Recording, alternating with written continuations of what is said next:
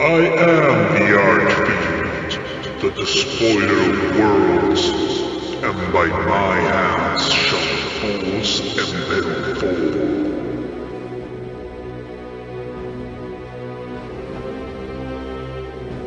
The world of Chthoniya existed in one of Terra's closest neighboring star systems. Being within reach of even non-warp-capable spacecraft, Chthoniya had been colonized, built upon, tunneled and mined probably since the dawn of human interstellar space travel before even the age of technology had begun. As such, all of the world's natural resources had been stripped away and used millennia before, and the planet's ancient mining technology had long since been rediscovered and removed by the tech priests of Mars. The planet that remained was largely redundant and abandoned, completely riddled with catacombs, crumbling industrial plants and exhausted mine workings. None now know who were the masters of this hell world before it was rediscovered by the Imperial forces during the Great Crusade. Some Imperial scholars speculate that it was the priesthood of Mars, ever greedy for raw materials to feed their forged cities. Other sources indicate that it was a star kingdom that dwindled to nothing long before unity was even a dream on Terra. No matter who had once controlled the world, they ate the heart of Chthoniya until it was a dead husk. Afterwards, before even the coming of the Age of Strife, perhaps, Chthoniya had become an orphan world, abandoned to entropy and violence, and even before the Great Collapse, true darkness had descended there. Faced with complete and total economic and societal collapse, the people of Chthoniya had either left if they possessed wealth enough to return to Terra or had sunk ever deeper into a terrible poverty defined by both its savagery and a desperate struggle for survival. Fierce, lawless gangs inhabited the depths of Chthoniya, enjoying freedom from the rigors of imperial citizenship. There was no law but the blade, no desire save that to survive. Some gangs were territorial, their leaders possessing all the pretensions of barbarian kings. With armies of men and women bonded to their service, they would seize access to tunnels, demand tribute from other factions and create enclaves in the lightless heart of abandoned tunnel networks. To other gangs, blood and power was a crop to be harvested by violence and violence alone, and the dead meat enough to live on. Holding no territory and living from plunder, these gangs raided, murdered and burned. Where they did not need food, ammunition or supplies, they would raid simply to enhance the fear they spread, or winnow out the weak and the undeserving from their own ranks. While these reaving gangs left blood and ruin at their passing, others moved like specters on the edge of sight, killing silently and for ends that few could understand. Between these factions a fluid web of respect, tribute and rivalry existed. Factions would form, evolve and dissolve in a few solar months. Of those that endured longer, only one thing was certain: their time too would pass. And so it was for the long years of the Age of Strife. The strong killed the weak only to be killed themselves as others rose up again and again and again. And somehow this murderous strain of Chthonian humanity not only survived, but thrived by murder and prospered by plunder, and so Chthoniya endured for long years. By the time the Great Crusade began in the year 800 on M30, Chthoniya's mines were long spent, but it had a resource that the new Imperium needed more than metals and jewels: hardened fighters and born survivors in their millions. A lean and hungry race of killers with no illusions about the horrors of the universe. To fuel the growth of the early Space Marine legions, the Imperium took full advantage of the bounty that Chthoniya provided. At the time of the first founding, Chthoniya helped provide the necessary flesh for the gene rights of Luna to fuel the growth of the legions Astartes. One report talks of so-called Imperial recruitment squads harvesting tens of thousands of Chthonian gangers and shipping them away, chained together in the holds of prison shuttles, to the Geno laboratories of Luna. The majority were impressed troopers for the Crusade's Imperial Army regiments, but the finest specimens were taken for induction into the 16th Legion. Later named the Luna Wolves after the first campaign beyond Terra in 798 on M30. In Luna, these chosen sons of Chthoniya were transformed and reborn as the transhuman Astartes of the 16th Legion. It was more common for the first Space Marine aspirants to be volunteers from Terra, and later, after the rediscovery of the Primarchs, from feral or feudal worlds. However, after the usual hypno-psychological indoctrination process, the Luna Wolves created from the men of Chthoniya emerged as excellent and ferociously powerful Space Marines. Within the Imperial Army, the Chthonians developed a very similar reputation, which led to the formation of several elite Solar Auxilia cohorts, collectively known as Chthonian Headhunters, which would all side with the traitor forces of the War Master during the Horus Heresy. It is during this period of history, long before the Golden Age of the Great Crusades, that we find Kyle Abaddon. He had fought amongst that most noble of brotherhoods, the Legions Astartes. Originally the firstborn son of the most mighty of Chthonia's gang warlords, Kyle killed his father in single combat after a disastrous Chthonian coming-of-age ritual. Though he lived in exile after that point, his massive build and natural ferocity saw him grow to be a legend amongst his people. Before long, the vicious young warrior came to the attention of the Luna Wolves Space Marine Legion. He was recruited into their brotherhood. Within the space of a few short years, Abaddon had distinguished himself on the training grounds and fought his way through the echelons of the Luna Wolves to be given the newly founded rank of First Captain. After the development of new and powerful war technology by the Mechanicum, Abaddon was gifted a suit of custom-made Cataphracti pattern Terminator armor to accommodate his mighty stature. So powerful a warrior had Abaddon become that he was used as a military model for the entire brotherhood of the Luna Wolves elite First Company, known as the Justaerin. With a long history of victories behind him, Abaddon was soon respected as a leader and fighter alike, for he waged war like the warrior kings of old. Better yet, he earned a place at the right hand of Horus Lupercal, most favored of all the Primarchs. He became a lord of the new superhuman elite who were to redefine the course of human history. At first to the betterment of the Imperium of Man, and later to its tragic downfall.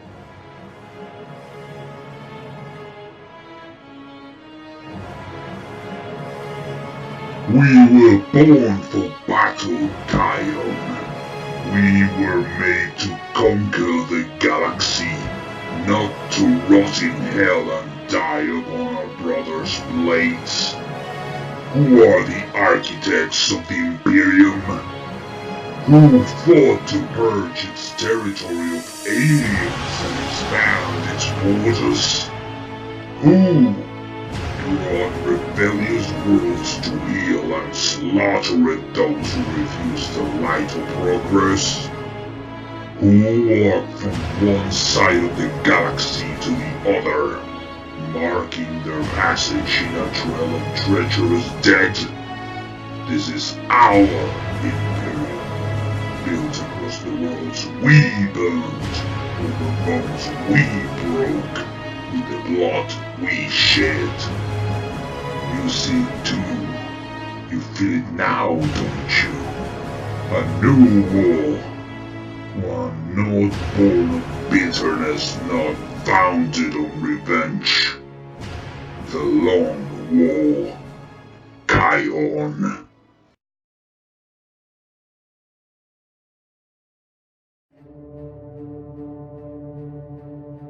By the time of the Great Crusade, Kyle Abaddon had been recognized as the greatest warrior of the vaunted 16th Legion after their Primarch Horus. He was blessed with being able to serve at the right hand of the Primarch himself, for to witness such a being in the flesh was to be in the presence of a demigod. Abaddon was the first and most respected of them all, a man who worshipped his Primarch as a god, just as Horus worshipped his father the Emperor of mankind in turn.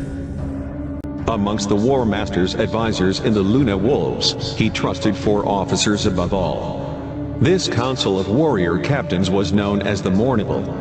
At the time of the Horus Heresy's beginnings, it was comprised of Abaddon himself, Terra Torgadon, captain of the 2nd Company, Horus Little Horus Aximand, captain of the 5th Company, and Garvia Loken, captain of the 10th Company.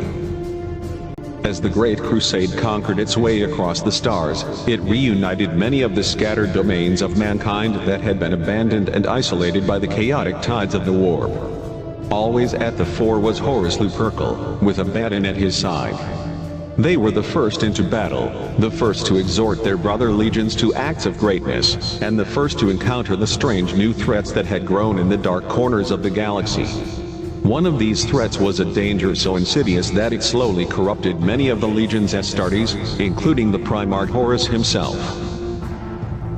Abaddon was also a member of the Legion's Warrior Lodge, the quiet order within the Luna Wolves, inspired by similar lodges on the feral world of Devon, which the Luna Wolves had brought to Imperial compliance many years earlier. Erebus, first amongst the chaplains of the Word-Bearers Legion and first amongst the worshippers of the Chaos Gods, had spread his secret warrior lodges to the brethren of the Luna Wolves as well as many of the other Space Marine legions at the behest of his corrupted Primarch Lorgar in the decades before the heresy began. During one particular Imperial compliance action, Abaddon notably stood against Horus' attempts to negotiate with a stray branch of humanity known as the Interix, preferring to adhere to the Emperor's stated policy, and simply demand surrender or force Imperial compliance upon newly discovered human cultures. This attitude was reversed in desperation after Horus was critically injured by the chaos-corrupted Imperial planetary governor, Ugin Temba, upon the 16th Legion's return to the world of Devon. Horus was mortally wounded after slaying the Nurgle-corrupted Temba. Temba had wielded a blade dedicated to Nurgle known as the Kinabrak Anathame, that had infected the Primarch with a toxin so virulent that even a Primarch's superhuman immune system and all the advanced technologies of his legion's apothecaries could not defeat it. Blinded by grief, Abaddon and his fellow company captains took the Primarch's body on the advice of the Word-Bearer's first chaplain Erebus to a mystic healer who belonged to the Chaos Temple of the Serpent Lodge on Devon and who was actually a Chaos sorcerer.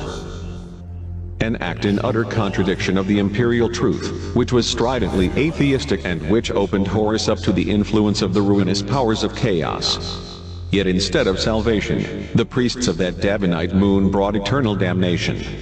When Horus emerged, a change had been wrought in him, and a shadow lurked behind his eyes that would never leave. The seed of bitterness that had been planted in Horus' heart ultimately blossomed into a full-scale heresy that nearly tore the Imperium apart and marked the entire human race forever.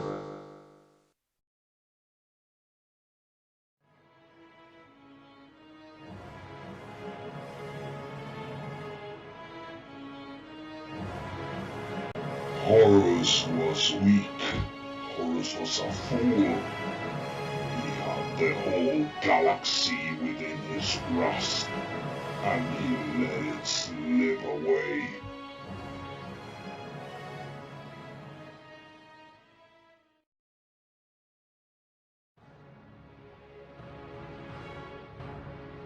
Following Horus' corruption by chaos and his resurrection through its profane power, Abaddon backed his Primarch to the hilt and firmly aligned himself with Horus against the Emperor. Abaddon was responsible for the wounding and abandonment of the loyalist Captain Garviel Loken within the ruins of the Istvanian capital known as the Coral City.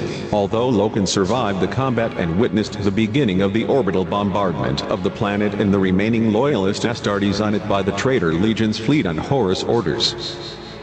Throughout the 7 brutal standard years of the terrible Imperial Civil War that was the Horus Heresy, First Captain Abaddon led the elite squad of the renamed Sons of Horus Space Marines from the first company known as the Justarin, who wore singular black-colored cataphracti-patterned Terminator armor. Abaddon led this elite unit during many of the most infamous actions by the forces of chaos during the Horus Heresy, including the drop site massacre on Istvan V, the battle against the Loyalists on Yarant as well as in the climactic Battle of Terra. Yet the War Master fell at the last, as he dueled his once beloved Gene Father, the Emperor, upon the bridge of the Vengeful Spirit, Horus' flagship. Running across iron decks that were slick with the blood of demigods, Abaddon took up the lifeless body of his father with great tenderness.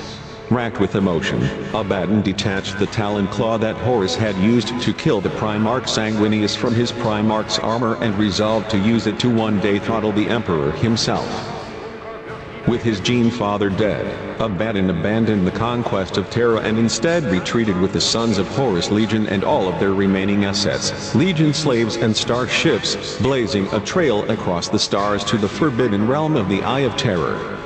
The traitor legions retreated in his way, cursing the hour that had stolen their destiny. With this act, Abaddon passed from mortal space and into legend forever.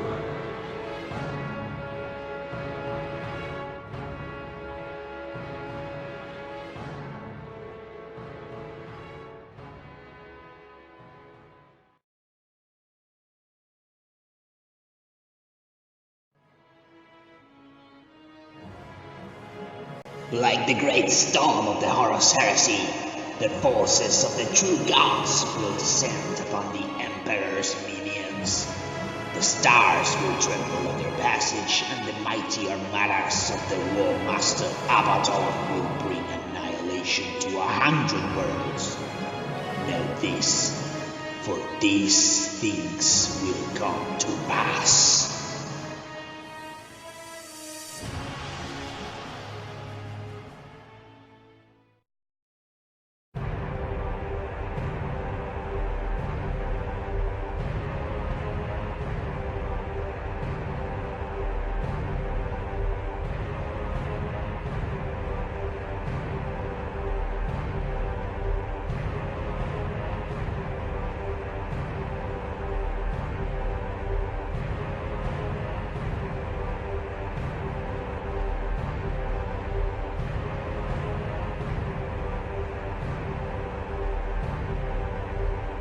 Following the dire events of the Horus heresy during the final epic battle of Terra and the death of the War Master Horus aboard his flagship, the Vengeful Spirit, first Captain Abaddon and the surviving sons of Horus broke orbit over Terra and fought their way free of the battle and escaped into the void.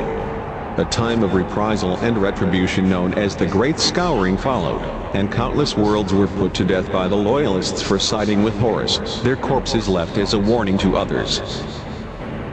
The Legion floundered, and in desperation turned to each of the Chaos Gods in turn in their search for renewed power, inviting demonic possession and the ever more costly blessings of the warp.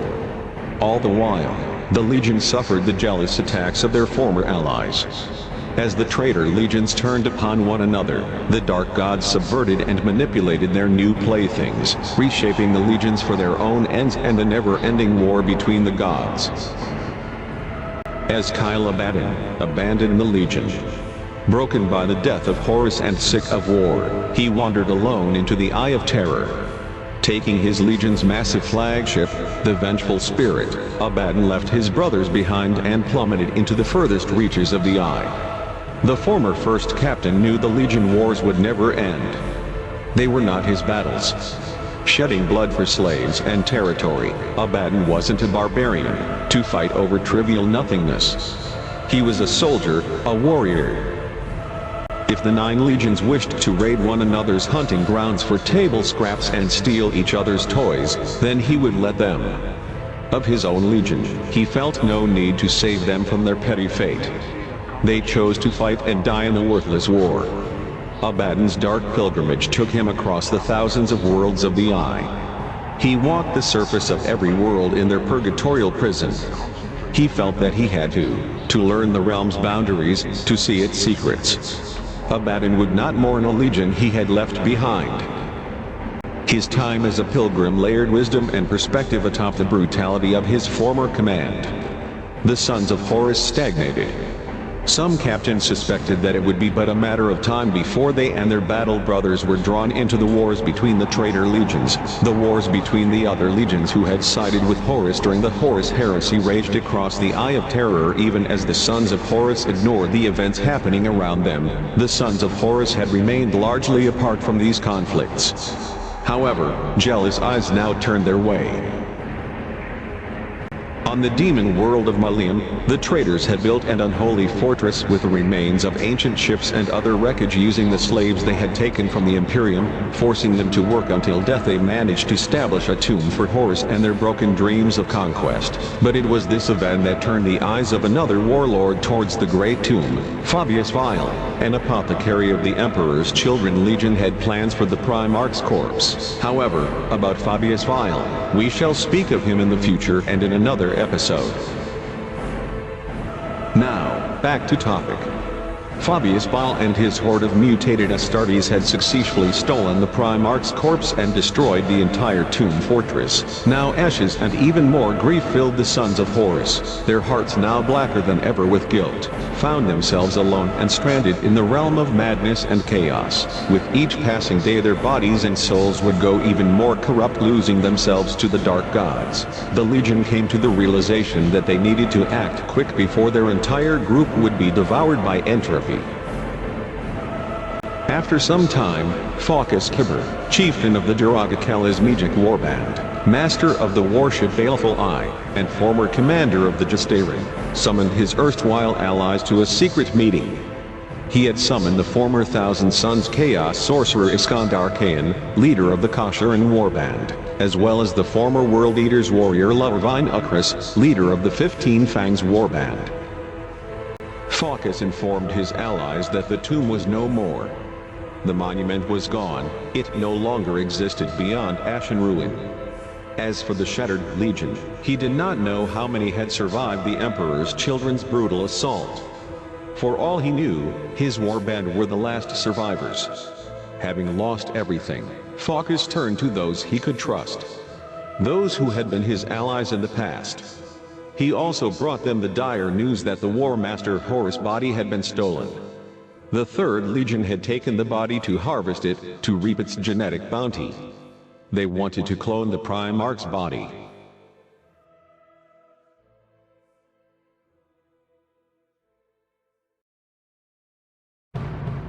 There was little recourse left to Phocus, but the shrewd war leader had one last desperate hand to play. He would seek out the vengeful spirit. With it, he would destroy the Canticle City and the abominations the 3 Legion were attempting to resurrect. Those of the 9 legions knew the vessel well, an immense battleship, majestic beyond majesty, with its spinal fortresses and armored prow delineating the bulky murderousness of a Scylla pattern variant of the ancient Gloriana-class battleship hull. It was the only Gloriana vessel in all the Emperor's fleet born from the Scylla pattern. But the task Phocus had set forth for them was all but impossible. Hundreds of warbands throughout the centuries had sought the mighty ship for centuries. None had returned. But those hundreds of warband had no idea where to look. Phocus did. To prove his point, he brought forth a prisoner. His name was Sargon, once of the 17th Legion, the Word-Bearers, and the Brazen-Head chapter. He was a former warrior priest of the Word-Bearers, for Sargon had cast aside Lorgar's teachings. He claimed to bring enlightenment and illumination, but it was no longer the word of Lorgar. Sargon could not speak to the gathered war leaders with his own voice, as he had suffered a vicious plasma burn that had taken both his larynx and voice box during the Battle of Terra. Utilizing his innate psychic abilities, he spoke through a reanimated corpse, one of many fallen sons of Horus legionaries that lay in piles, scattered around the once mighty battleship. Sargon claimed that he had not only seen the vengeful spirit, he had also trod the decks of the mighty flagship himself. He knew its location. The Radiant Worlds, located in the Eleusinian Vale on the far edge of the Eye. Reaching the Eleusinian Vale meant passing through the Radiant Worlds. Only a fool would take their ship directly into them and face the destructive waves of warp energy known as the Ferrotide. Though Cain's vessel could not sail through the region of psychic flame, they could cut past it by utilizing the secret paths behind reality and unreality alike, the Webway. Though most of the Webway's pathways inside the Great Eye's border were worthless and shattered from Slaaneish's devastating birth scream, for those who knew where to look. There were a rare few that were considered viable avenues through the Traitor Legion's purgatorial domain. Cain knew of one such secret path into the Webway, the so-called Avernus Breach.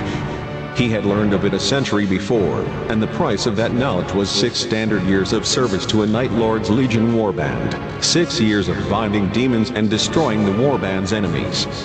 After approximately a solar month's time of travel through the Stygian depths of the null dimension of the Webway, the Tlaloc reached its destination, the Radiant Worlds.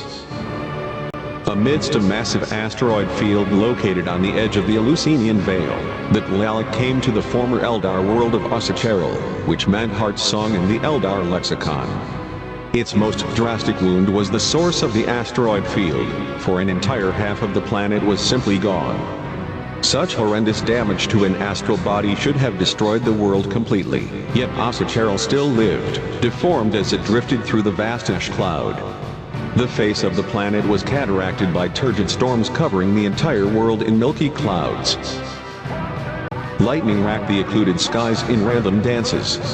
After several solar days of searching the surface for any signs of life, the crew of the Tlaloc discovered a gigantic down-void ship, half buried in the snow at the bottom of a deep ravine. Kin, his Banshee Wolf Demon Gyre, Lahir and the swordsman Catalyst took to the surface. Searching the ravine, they came upon the massive warship.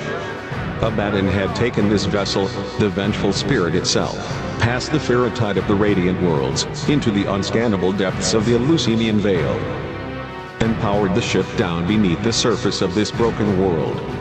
The audaciousness of the plan was truly overwhelming for the traitor Marines who had come seeking the former first captain. The legionaries finally made their way inside the massive vessel and began their search. After many hours, they finally were approached by a massive legionary, who wore weathered and color-faded armor scavenged from warriors of all 9 traitor legions, with a long fall of greasy, snarled black hair all across his features, half hiding his face. He possessed unnatural, inhuman gold-colored eyes. The legionary raked his fingers through the mane of filthy hair, revealing a pitted, pale face that defied any attempt to discern age. War was written across his features in a lettuce of old cuts and the pockmarks of heat scarring. Battle marked him even if age had not. Though he no longer wore the great black warplate of the Gestarin, nor was his hair bound up in the ceremonial top knot of the Chthonian subterranean work gangs. He was still easily recognizable. The Sons of Horus legionary was now a hollow shadow of the invincible warrior who once graced victory hololiths and imperial propaganda transmissions, but he was easily recognizable by the other assembled legionaries. He had worn the same expression on Terra, as the imperial palace had burned around them. They had found him, as Kyle Abaddon.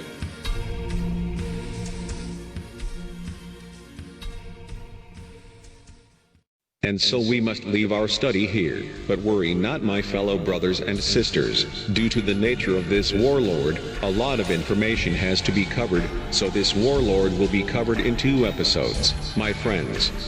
I hope you all enjoyed this. Since I had a great time doing it, I mostly used mainstream sources for accuracy, though I will be writing my own script on future episodes. Please leave a comment, my friends, like and subscribe to my channel. Remember to follow me on Instagram too. My name is Space Marine, and we shall be seeing each other next time. For the Emperor.